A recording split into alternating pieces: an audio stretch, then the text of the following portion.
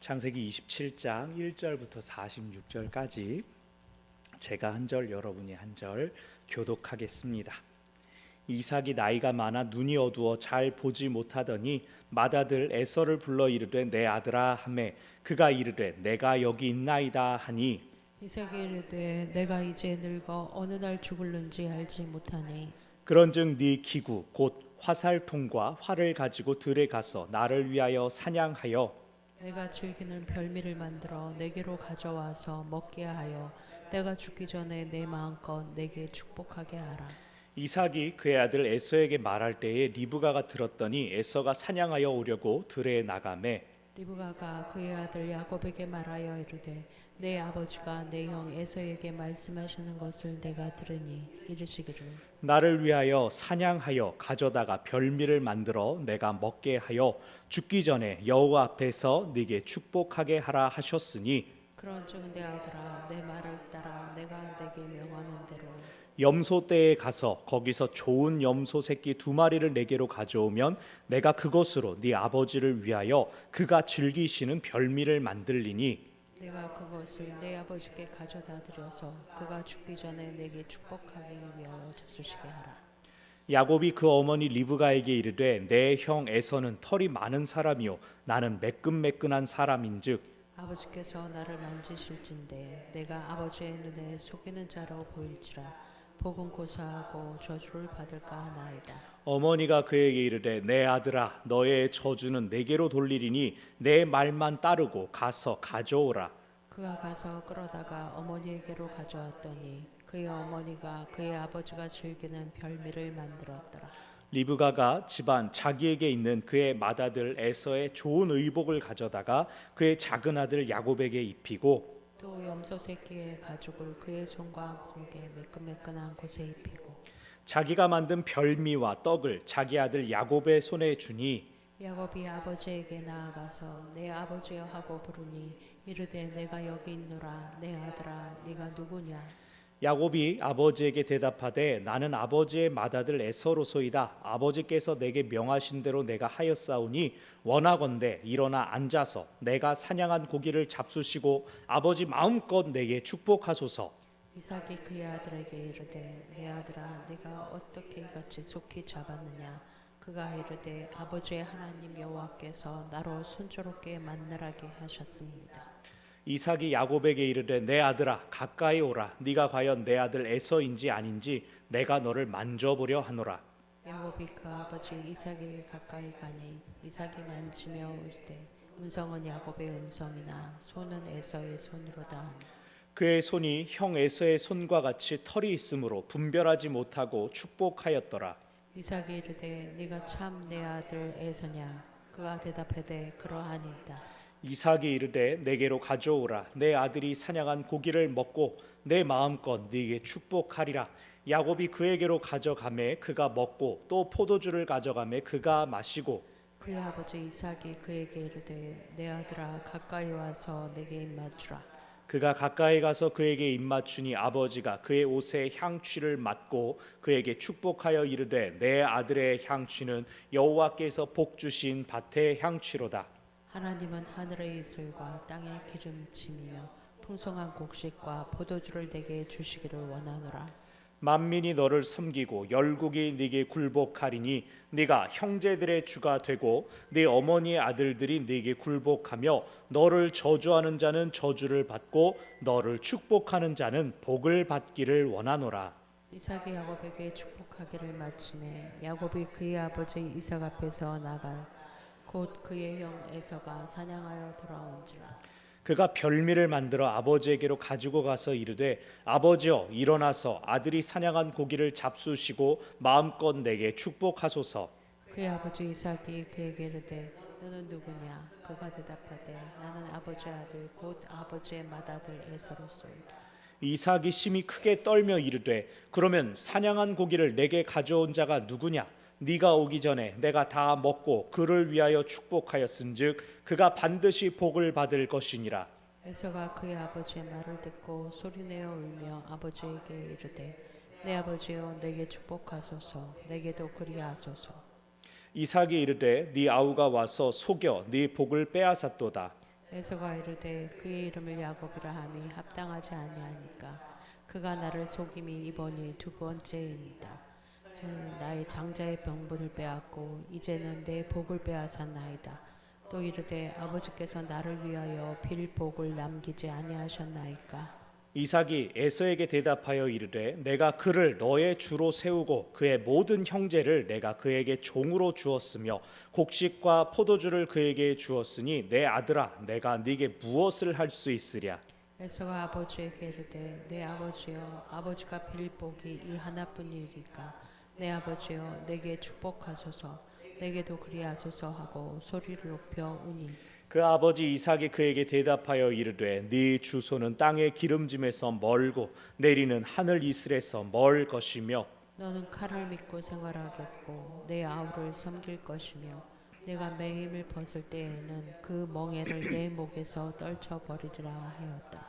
그의 아버지가 야곱에게 축복한 그 축복으로 말미암아 에서가 야곱을 미워하여 심중에 이르기를 아버지를 곡할 때가 가까웠은즉 내가 내 아우 야곱을 죽이리라 하였더니 맏아들 에서의 말이 리브가에게 들리매 이에 사람을 보내어 작은 아들 야곱을 불러 그에게 이르되 내 형 에서가 너를 죽여 그 한을 풀려 하니 내 아들아 내 말을 따라 일어나 하란으로 가서 내 오라버니 라반에게로 피신하여 그는 너가 풀리기까지 몇 날 동안 그와 함께 거주하라. 네 형의 분노가 풀려 네가 자기에게 행한 것을 잊어버리거든 내가 곧 사람을 보내어 너를 거기서 불러오리라. 어찌 하루에 너희 둘을 이르랴.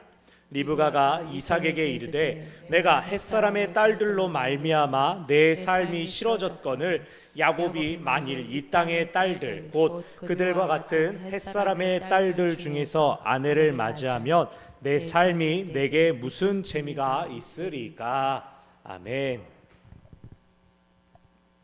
전에 한번 드렸던 말씀인 것 같기도 합니다. 제 친구 목사님 중에 한 분이 성경을 창세기 1장 1절부터 쭉 읽으면서 하나님께서 말씀하시고 행하시는 부분에 하나님 색깔을 칠하고 사람이 말하고 행동하는 데다가 사람 색깔을 정해서 칠했답니다. 그런데 뒤로 갈수록 사람 주어가 점점 많아지면서 하나님 주어가 점점 사라졌습니다. 그래서 친구가 이렇게 말하는 겁니다. 아하, 사람이 앞장서서 일하려고 하나님의 주권을 빼앗아 가는 것이 바로 죄로구나. 그것이 우리의 불행이구나 라는 것을 깨달았다고 저한테 들려주었습니다. 오늘 우리가 27장을 읽을 때에 하나님은 배제되고 사람의 지식과 술수가 화려하게 펼쳐집니다.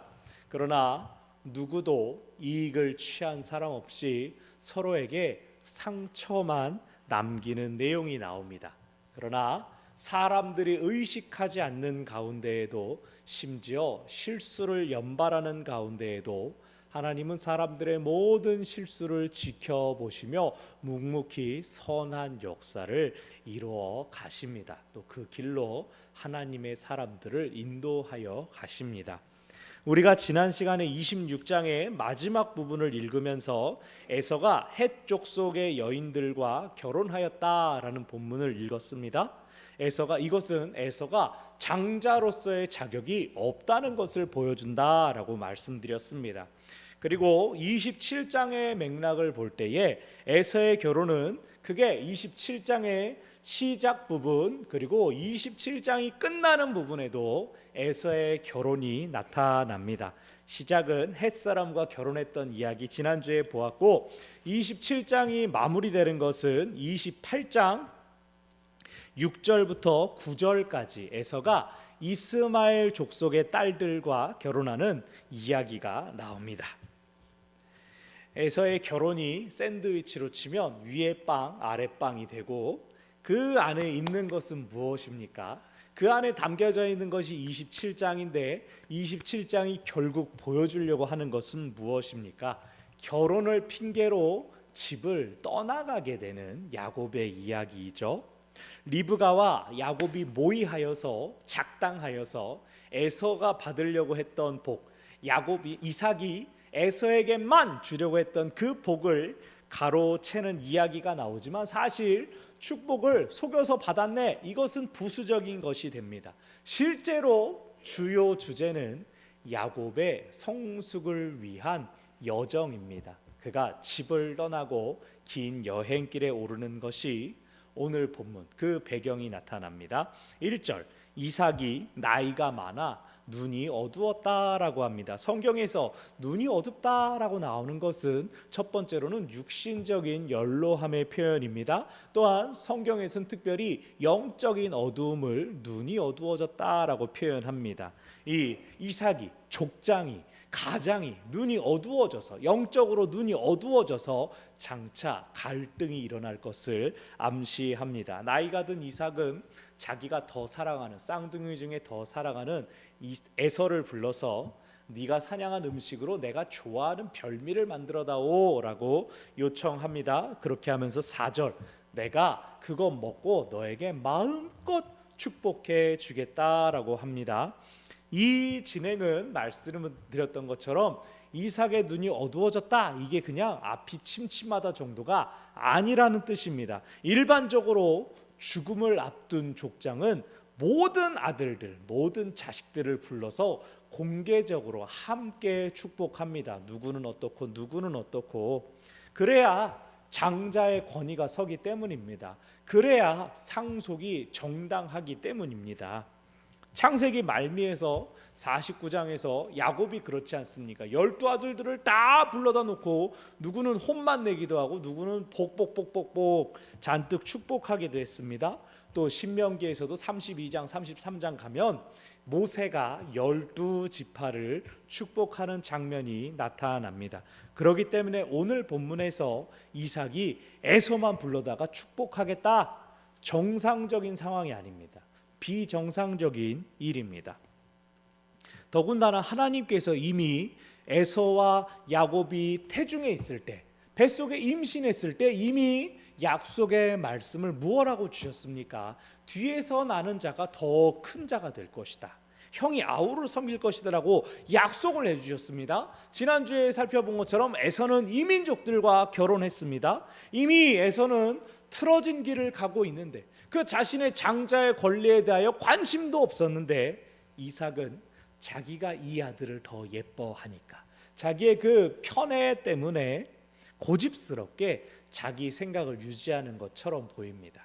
에서가 어떤 사람인지를 그 부모가 모르겠어요. 그런데 그 이삭의 고집이 결국은 독으로 작용합니다. 형이 아우를 죽도록 미워하게 만듭니다. 그 모든 과정에서 하나님이 이 악하게 진행된 일을 선으로 바꾸시는 것, 그 과정을 우리가 살펴볼 겁니다. 자, 2절에서 이삭이 뭐라고 말합니까? 아우, 나 이제 늙어가지고 죽을 때가 가까웠다라고 말을 합니다. 그럼 더더욱 두 사람을 다 불렀어야지. 에서만 몰래 불러가지고 너만 축복해 줄게 라고 하는 것, 의도적으로 야곱을 배제하는 것이죠. 어쩌면 그런 모습이 또 상대적으로 리브가로 하여금 아이고 불쌍한 막둥이는 어떻게 하면서 엄마의 편애가 또 글로 가도록 했을 것입니다. 그런데 이걸 리브가가 들었네요. 어허, 저 양반이 지금 큰아들만 몰래 축복하겠다고 내가 딱 알았네.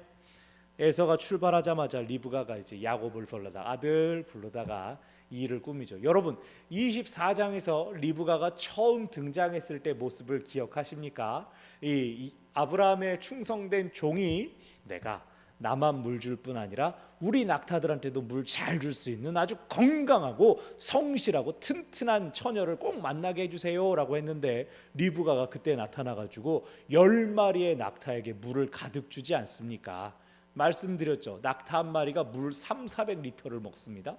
많이는 막 600리터까지 가는데 아니기를 바랍니다. 리브가가 물 3~4톤을 펐다는 뜻이니까. 그랬던 리브가입니다. 그러니 그녀가 얼마나 강단이 있었겠어요. 원하는 것을 확 이루는 추진력이 있었을 겁니다. 힘이 있었을 것입니다. 오늘 본문에서도 마찬가지입니다. 리브가가 이 얘기를 듣더니 아이고 저 양반이 로망이 있었고 이렇게 가는 게 아니라 어디 에서한테만 복을 주려고, 야 야곱 내가 줄 수 없지, 너 당장 가서, 그러면서 이 일을 시킵니다. 이게 잘하는 걸까요? 이삭이 먼저 나쁜 짓을 했으니까 리브가가 이게 보복하는 게 이게 뭔가 통쾌한 복수극일까요?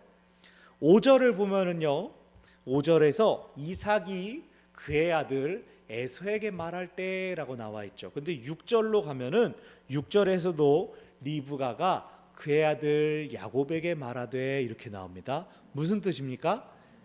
둘 다 자기 아들들인데 이삭, 에서, 리브가 야곱으로 라인을 가르는 겁니다. 성경 기자는 둘이 지금 잘못하고 있다라고 이미 보여주고 있는 것입니다. 리브가는 에서만 불러서 축복하겠다라고 하는 이삭의 행동은 잘못됐지만 7절을 보면 아버지가 여호와 앞에서 너에게 축복하게 하라라고 하셨다는 걸 내가 들었다라고 해서 지금 이삭이 가진 족장으로서의 권위는 인정해 주고 있습니다.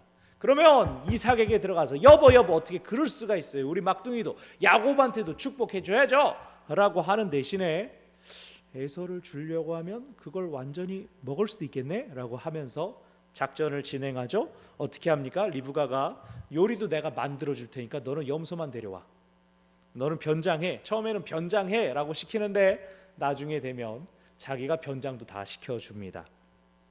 이삭은 처음 에서한테 어떻게 했습니까? 야, 네가 사냥도 해와라, 그리고 그걸로 요리까지 해와라. 네가 처음부터 끝까지 다 해온 거 난 그게 먹고 싶다라고 했는데 리브가는 반대입니다. 야곱한테 너 염소만 데려와, 나머지는 엄마가 다 할게, 그렇게 얘기합니다. 어머니들이 종종 우리 아들이 이렇게 컸나? 우리 애들이 이렇게 컸나? 깜짝 놀랄 때가 있지 않습니까? 아마 리브가도 야곱이 마냥 애기처럼 보여가지고 너는 걱정하지 마, 엄마가 다 해줄게, 지금 그러고 있는 장면입니다. 리브가는 이미 이삭의 말을 들었을 때 끝까지 계획이 다 세워져 있었습니다. 에서인 척 변장까지 해야지. 그런데 야곱이 무엇라고 대답합니까? 아유 어머니, 그건 아버지 속이는 거잖아요, 이건 좀 곤란합니다 라고 그렇게 얘기하지 않습니다. 야곱의 대답이 골짝입니다. 11절 12절 엄마 난 털이 없어요, 털 때문에 들킬 거예요 라고 이야기를 합니다. 아이고 엄마 내 털이 없네, 어떡하지? 그러니까 야곱도 리브가가 추구하는 목적, 복을 빼앗아서라도 복 받아야지라고 하는 그 목적, 거기에만 관심이 있지 아버지를 속이는 것에 대한 도덕적인 가책 이런 것은 전혀 나타나고 있지 않습니다. 13절 그 걱정을 듣자 어머니 리브가가 야, 너의 저주는 내게로 돌리겠다, 아버지가 혹시 너를 괘씸하다고 저주할 때 그 저주 내가 받을 테니 넌 내 말만 따르고 가서 가져와 라고 합니다. 강한 어머니죠. 우리가 뒤에 내용 읽었지 않습니까? 이삭이 한 번 내린 축복을 돌이키지 못합니다.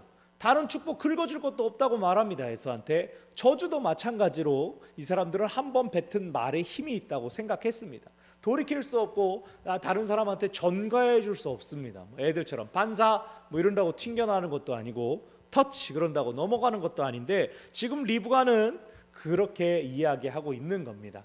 야곱아, 너는 걱정 하나도 하지 말아라.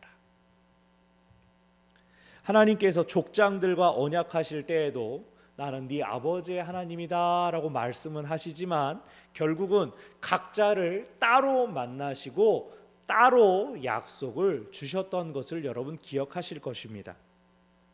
이런 점에서 여러분, 저주의 대물림, 가계에 내려오는 저주, 이런 말 틀린 말입니다. 요즘은 이제 이런 말도 점점 사라지고 있습니다. 이 표현으로 가계에 내려오는 저주를 끊으라 책을 쓰셨던 그 목사님이 몇 년 전에 회개했습니다. 이건 신학적으로 맞지 않다. 그래서 그 주장은 더 이상 쓰지 않습니다. 예를 들어 집에 무속인이 있었기 때문에, 우리 조상들이 믿지 않았기 때문에 오늘날 우리 삶이 잘 풀리지 않았다는 둥, 그렇게 얘기하면 500년 전 300년 전엔 우리 조상들 중 누가 믿음을 가지고 있었습니까? 말도 안 되는 겁니다.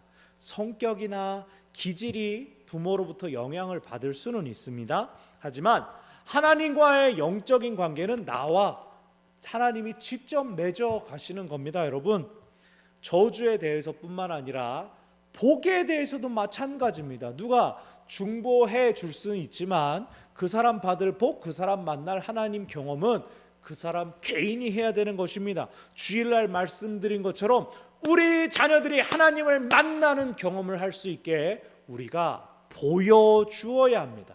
장막문을 걷어서 야 저기 장대까지만 나가라, 우리가 열심히 보여주어야 합니다. 자, 14절부터 17절까지 이제 모든 준비가 끝났습니다. 야곱이 염소를 가져왔더니 어머니가 별미를 만들고 또 그다음 또 에서의 옷을 가져다가 야곱한테 입히고 염소 새끼 가죽을 가져와서 부드러운 부분에다가 씌웠는지 붙였는지 아무튼 변장을 다 시켜주고 요리도 자 들어서 들여 보냅니다. 18절 야곱이 이삭에게 가가지고 아버지 부르는데 이삭의 대답이 누구냐, 너 누구냐, 하나도 안 보이는 거예요. 사람이 왔는데 안 보이니까 누구냐, 불쌍한 상태처럼 보이기도 합니다. 여기 야곱이 염소 털 가죽으로 변장했다라는 것은 이삭의 어떤 터치, 촉각조차도 정확하지는 않다는 거예요. 에서가 아무리 털이 많아도 어떻게 염소처럼 털이 많았겠어요. 근데 티 안 나 라고 할 정도가 되었다는 거죠. 즉 이삭은 지금 이 본문을 읽는 사람들에게 동정심을 유발할 정도로 지금 쇠약해져 있는 상태입니다. 정말로 죽을 날이 얼마 안 남은 그러한 모습입니다. 19절에서 야곱이 저 에서입니다 라고 대답하니까 이삭이 그런데 그때 놀라운 질문을 합니다. 이렇게 빨리 잡아왔어? 이렇게 빨리 잡아와서 요리까지 했단 말이냐? 라고 돌발 질문을 하니까 야곱이 당황해가지고 하나님께서 순조롭게 만나게 해주셨습니다 라고 거짓말을 하게 됩니다. 또 이 문답은 무엇을 의미하냐면 이삭이 육체적으로 눈이 안 보이고 손도 어두워진 그러한 상태지만 그의 이성이 완전히 죽지는 않았다. 그래서 지금 오늘 본문에 긴장감을 고조하는 것이죠. 우리는 다 눈 뜨고 보고 있으니까 하얀 염소털, 검은 염소인지 털 덕지덕지 붙이고 형 옷을 입은 야곱이 조마조마하면서 음식을 들고 이삭한테 가까이 가고 있는 모습, 이삭은 눈을 뜨고 있는데 잘 안 보이는 모습, 그 상태입니다. 21절 가까이 와라 만져보마 그러면서 22절 이렇게 말하죠. 목소리는 야곱인데 만져보니 에서네. 야곱이 얼마나 콩닥콩닥콩닥 했겠습니까? 귀로 맞게 들었는데 손의 느낌을 의지합니다. 23절 분별하지 못하고 축복했다.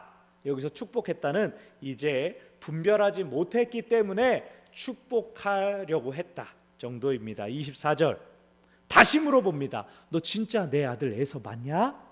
야곱이 네 맞습니다. 25절 음식을 가까이 가지고 와라. 한 입 먹고 포도주 마시면서 기분 좋다 그러는데 갑자기 이리 가까이 와라 그러는 겁니다. 두근두근 콩닥콩닥콩닥콩닥콩닥콩닥콩닥.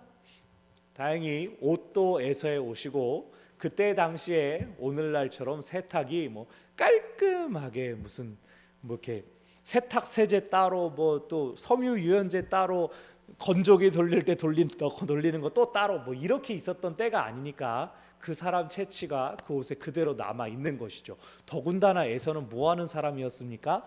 밖에서 사냥하는 사람이었을 테니 집에 머물러 있는 야곱의 그것과는 체취가 완전히 달랐을 것입니다.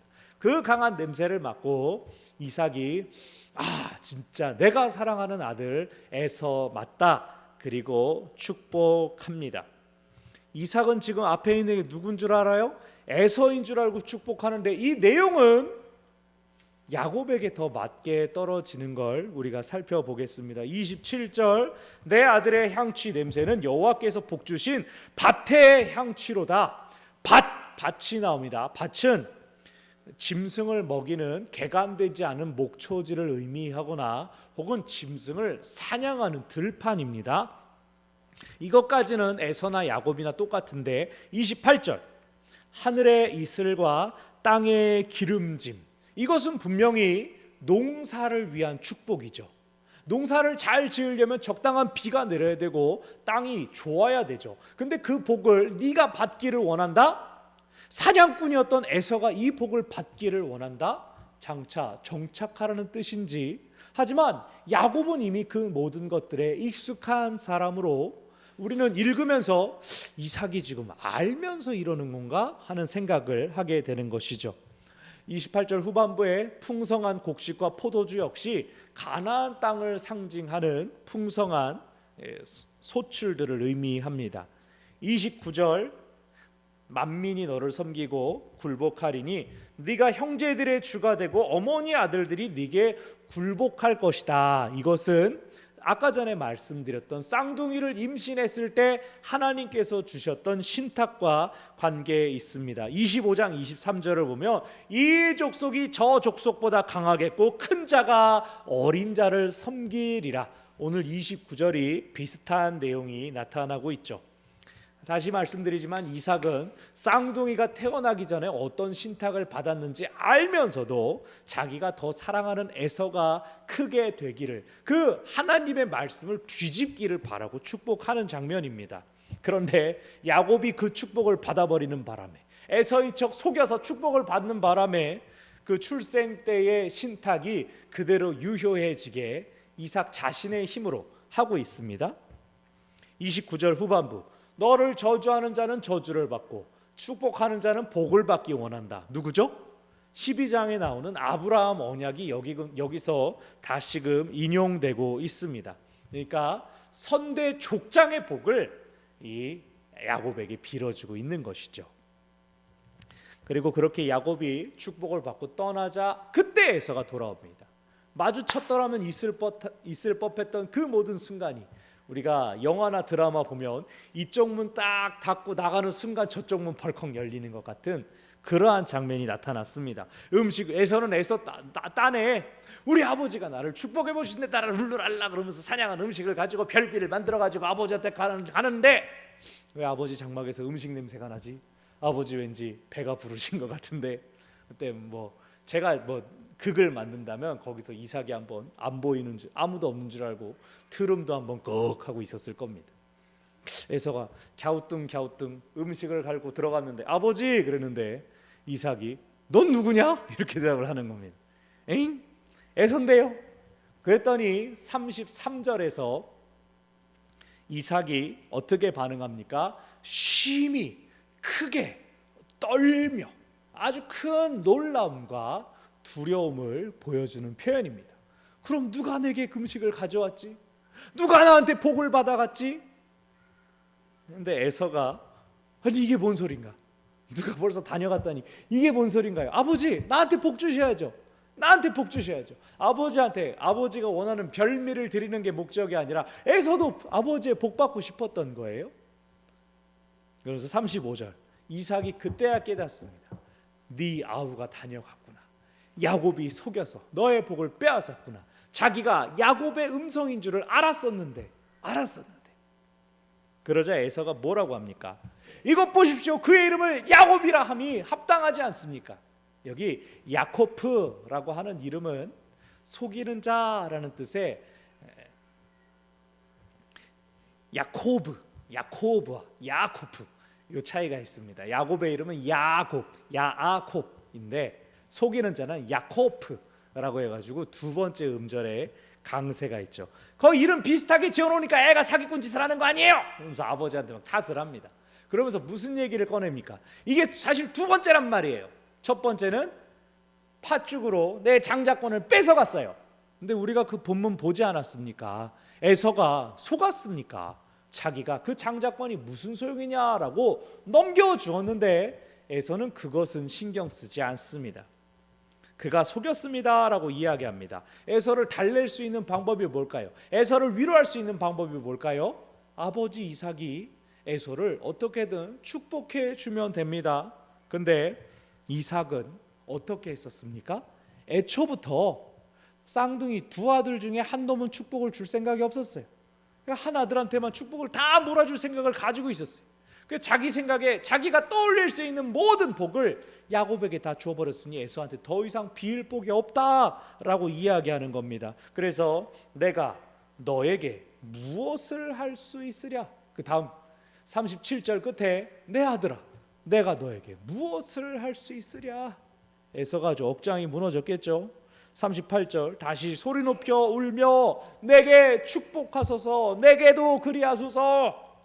엉엉엉 우니까 이삭이 끙끙끙 끌어내서 하는 말이 39절 40절.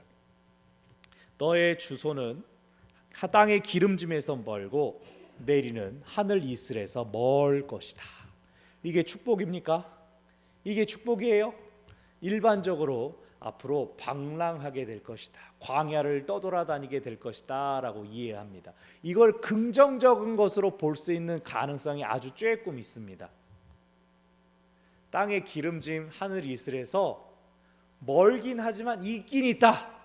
아주 최소한의 가능성 있긴 있다. 좀 멀어서 그렇지 언젠간 닿을 수도 있다. 저기 희망은 있긴 있다 라고 해석할 수는 있습니다. 그러나 앞에 말씀드린 것처럼 이것은 광야를 방황하게 되는 그러한 여정으로 해석을 하고 40절 너는 칼을 믿고 생활할 것이다. 아우를 섬길 것이다 라고 합니다. 그나마 마지막 문장이 조금 희망적이죠. 그 매임을 벗을 때에는 멍에를 목에서 떨쳐버리리라. 구약 전체에 걸쳐서 에서의 후손인 에돔 족속은 이스라엘을 계속해서 적대합니다. 우리가 이미 살펴본 민수기 말씀에서 어떠했습니까? 에돔이 출애굽하는 이스라엘 민족들에게 길을 내어주지 않고 백성들, 군사들을 이끌어서 대치했습니다. 그래서 에돔 족속 때문에 길을 우회하게 됐고 우회하면서 백성들이 원망하고 불평하기까지 하지 않았습니까? 그렇게 계속해서 갈등을 빚다가 다윗 때에 에돔이 이스라엘에 복속되었던 때가 있었습니다. 그러나 몇백 년 후 유다 왕 여호람 때에 에돔이 독립하게 되고 예루살렘이 멸망된 후에는 그 옛 유다 땅을 공격하는 일도 있었습니다. 그러나 지금 그것들을 에서가 알았다고 해도 마음이 달래지지는 않았을 겁니다. 아유 그래 하나님이 나중에 좋게 하시겠거니 하는 것이 달래지 위로가 되지 않았을 것입니다. 대신 41절 야곱을 죽여야겠어. 복수심에 눈이 멀어서 야곱을 죽일 거야. 다만 언제입니까? 아버지를 곡할 때가 가까웠으니 아버지 돌아가시면 그때 야곱을 죽일 거야. 왜 그럴까요? 아버지 이삭을 생각해서 그러는 걸까요? 어쩌면 학자들은 이삭이 자신을 저주하게 될까봐, 너 동생 죽인 녀석하고 저주할까봐 그게 무서워서 에서는 굉장히 복과 저주에 예민한 사람이다라고 해석을 합니다. 어느 쪽이든 에서는 그 때를 기다리면서 분노를 더 키우는데 42절에서 리브가가 그 속을 알게 됩니다. 여기 재밌는 표현입니다. 41절에 분명히 에서가 심중에 이르기를 이라고 했지 않습니까? 마음속으로 말했는데 42절 에서의 이 말이 리브가에게 들렸다. 엄마는 아들의 속마음을 다 들을 수가 있는 걸까요? 에서가 너무 화가 나가지고 분을 참지 못해 저거 확 죽여버려 이 말을 했던 걸까요? 리브가가 어쨌든 들었습니다. 신기한 일입니다. 그래서 리브가는 이 상황을 정리해야겠다. 내 사랑하는 야곱을 잃어버릴 수는 없지라고 하여서 자기가 모든 일을 꾸며냈던 것처럼 또한 마무리를 지으려고 합니다. 야곱에게 하란에 사는 외삼촌에게 가서 몸을 의탁해라. 44절 몇 날 동안 있으면 네 형의 분노가 풀리고 그때 내가 사람을 불러 너를 데려오겠다 라고 합니다. 야곱은 앞서서 난 털이 없는데요 이 소리 하던 야곱은 여기선 아무 말도 하지 않습니다. 아무 말도 하지 않습니다. 그리고 어떻게 되었습니까? 야곱과 리브가가 다시 만나게 되었습니까? 여기 리브가가 예상했던 몇 날 며칠은 20년이 넘는 긴 시간이 되었고 야곱이 돌아왔을 때 리브가는 이미 세상을 떠났습니다. 그러나 그것을 알지 못한 채 리브가는 다시 이삭을 속입니다. 46절 보면 야곱은 동족과 결혼했으면 좋겠습니다 라는 이야기를 하며 28장으로 넘어갑니다. 지금 이삭이 살 날이 얼마 남지 않았다라는 것을 생각하면 아들이 임종하는 걸 봐야 되는 것 아닙니까? 그런데 먼 길 여행을 떠나 보냅시다. 가서 며느리를 데려오게 합시다 라고 하는 것도 이상한 제안입니다. 그러나 이삭도 그냥 야곱을 떠나 보냅니다. 오늘 본문은 야곱이 훗날 당하게 되는 모든 속임수의 근원으로 알려져 있습니다. 그가 형을 속이고 어머니와 함께 아버지를 속였더니 후에는 외삼촌에게 속고 또 자기 아들들에게 자기가 속게 되죠. 오늘 본문에서 아쉬운 것은 이삭, 리브가 편애하는 부모들의 모습입니다. 누구도 더 잘한 것 없습니다. 자기가 더 사랑하는 아들을 내 아들이라고 부르면서 그 아들을 위해서만 행동합니다. 그 과정에서 하나님의 뜻을 구합니까? 하나님께 여쭈어봅니까? 그러지 않습니다. 축복과 저주를 말은 하긴 하지만 도구나 수단처럼 여겨집니다. 각자 자기 힘, 자기 지혜로 그 아들들을 위해 최선을 다하려고 노력했지만 끝에 남은 것은 무엇입니까? 가족의 흩어짐, 그리고 서로에 대한 불신만이 남았습니다. 우리가 알듯 야곱의 인생은 이제부터 사랑받는 아들이 아니라 아주 비참하고 낯선 들에서 돌을 베개 삼아 자는 그런 비참한 삶이 시작되지만, 그러한 찢어짐, 자기의 능력을 의지할 수 없음 가운데 야곱은 하나님을 만나는 경험을 합니다. 그가 하나님을 만나도 여전히 자기 꾀를 의지합니다. 자기 생각 핑핑핑핑 머리가 돌아갑니다. 그래서 또다시 속는 일이 반복되고 반복되지만 어쩌면 그런 야곱의 모습이 오늘 우리와 가장 비슷하지 않습니까? 우리와 가장 친근하지 않습니까? 우리가 은혜 받고 막 뜨거울 때가 있는가 하면 언제 그랬냐는 듯 걱정하고 염려하고 불순종할 때들이 있지 않습니까?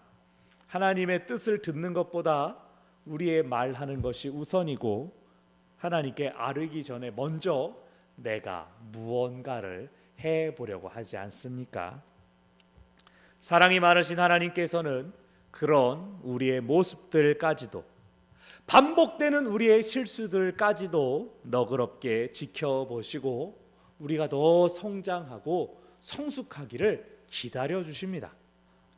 어렸을 때는 몰라서 미숙해서 실수하지만 나이가 든 후에도 똑같습니다. 새로운 것을 잘 몰라서 실수하기도 하고 넘어지는 일들이 다 있습니다. 완전한 인간이 되는 것 죽을 때까지 이루어지지 않습니다. 우리가 완전한 인간에 그나마 가까워질 수 있는 방법은 우리의 한계를 인정하고 겸허히 하나님을 의지하며 전적으로 하나님만 따르려고 하는 것입니다.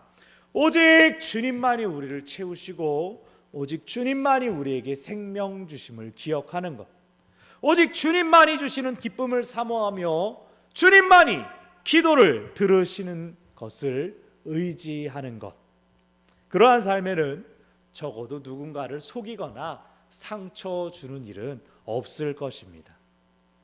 말씀을 정리합니다. 우리 찬양팀 앞으로 나오십시오. 우리의 모든 노력과 시도들은 존중받아야 하지만 하나님께서 함께 하시지 않는다면, 하나님께 영광 돌리는 것이 아니라면 그것들은 우리의 선한 기대에도 불구하고 궁극적으로는 우리를 해치는 것들이 될 수 있습니다. 왜 그렇습니까? 우리가 한계를 가진 약한 인간이기 때문입니다. 우리는 오직 주님만 바라며 오직 주님만 의지하며 하나님께서 이루실 일들을 기다릴 뿐입니다. 타인에게 악을 행하지 않고 잠잠히 주님을 기다리며 내 자리를 지켜나갈 때 하나님께서는 내게 행해지는 악한 것들까지도 선으로 바꾸시고 우리에게 은혜를 베풀어 주실 것입니다. 우리 아까 불렀던 찬송 주 안에 있는 나에게 딴 근심 있으랴 다시 찬양하며 또 기도하겠습니다.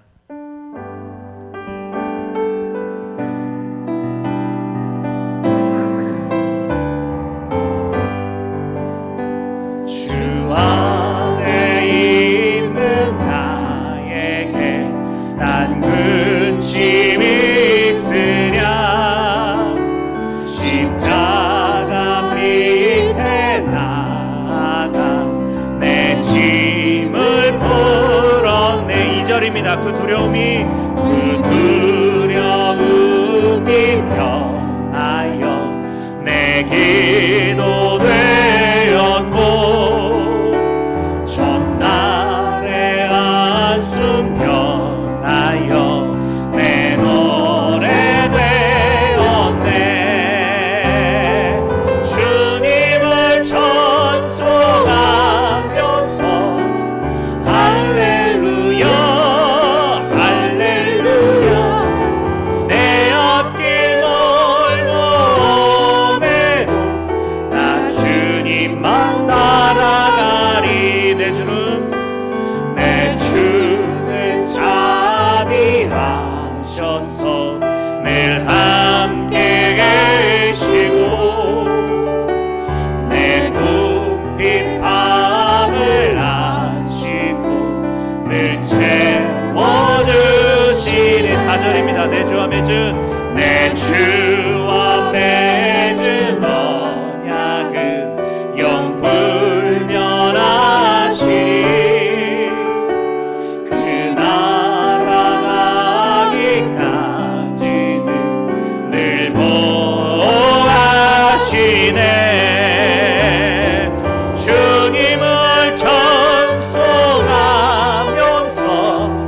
할렐루야 할렐루야. 내 앞길 멀고 험해도 나 주님만 따라가. 주님을 찬송하면서 할렐루야 할렐루야. 내 앞길 멀고 험해도 나 주님만 따라가리. 말씀을 기억하며 함께 기도하겠습니다. 주님만 따라가겠습니다. 주님만 의지하겠습니다. 오직 주님만 바라보겠습니다. 우리의 발걸음 지키시고 주장하여 주시옵소서. 함께 기도하겠습니다. 오 주님, 다른 것들, 세상의 다른 것들 우리의 시선을 끌어당기려고 합니다. 땅의 것들 보게 하려고 합니다. 우리의 생각을 빼앗아갑니다. 우리의 마음을 흔들려고 합니다. 주님만 바라보기 원하는데, 주님만 의지하기를 원하는데, 아버지 저희의 생각을 취하려는 것들, 저희의 몸을 지치게 만드는 것들, 상하게 만드는 것들, 아무것도 하지 않게 멈춰서게 만들려는 것들, 열심히 일하는 사람들을 향하여 원망하고 불평하게 만드는 것들, 그런 것들로부터 우리 생각을 지켜주시면서 우리의 마음을 보존하여 주시옵소서. 주님만, 오직 주님만, 모든 상황을 허락하신 주님만 의지하고 주님만 바라보는 저희들 되게 하여 주시옵소서. 저희의 시선을 들어 올려 주시고 우리가 겪고 있는 모든 문제와 어려움 가운데에서 그 문제에 갇혀있는 어쩔지 못하는 가엾은 나를 보는 것이 아니라 크고 능하신 주님, 강하신 나의 오른팔이 되어주시는 주님을 보게 하옵소서. 주의 강한 오른팔로 나를 세우시고 도우시고 일으키시는 것, 그 주님을 바라보는 우리의 시선 될 수 있도록 주님만 의지하며 주님만 바라보며 신뢰하는 모든 근심과 걱정을 내려놓고 주님만 따라가는 저희들 되게 하여 주시옵소서. 저희 가운데 은혜와 능력을 더하여 주시고 새 힘을 공급하여 주시옵소서. 주여, 오늘도 저희를 기도의 자리, 말씀의 자리 인도하여 주셨음을 감사드립니다. 저희의 육신이 피곤하고 지친 가운데에서도 저희를 깨우시며 주 앞으로 인도하신 그 은혜를 기억하면서 주님만 따라가겠습니다. 주님 안에 모든 근심이 없고 기쁨과 자유함이 있음을 기억하며 또한 우리의 삶을 힘써 살아가겠사오니 하나님께서 우리에게 능력 주시옵소서. 하나님께서 소망을 주시고 생명 더하여 주시옵소서. 예수님의 이름으로 기도합니다. 아멘. 우리 주님께서 가르쳐 주신 기도 함께 드리겠습니다. 하늘에 계신 우리 아버지의 이름을 거룩하게 하시며 아버지의 나라가 오게 하시며 아버지의 뜻이 하늘에서와 같이 땅에서도 이루어지게 하소서. 오늘 우리에게 일용할 양식을 주시고 우리가 우리에게 잘못한 사람을 용서하여 준 것 같이 우리 죄를 용서하여 주시고 우리를 시험에 빠지지 않게 하시고 악에서 구하소서. 나라와 권능과 영광이 영원히 아버지의 것입니다. 아멘.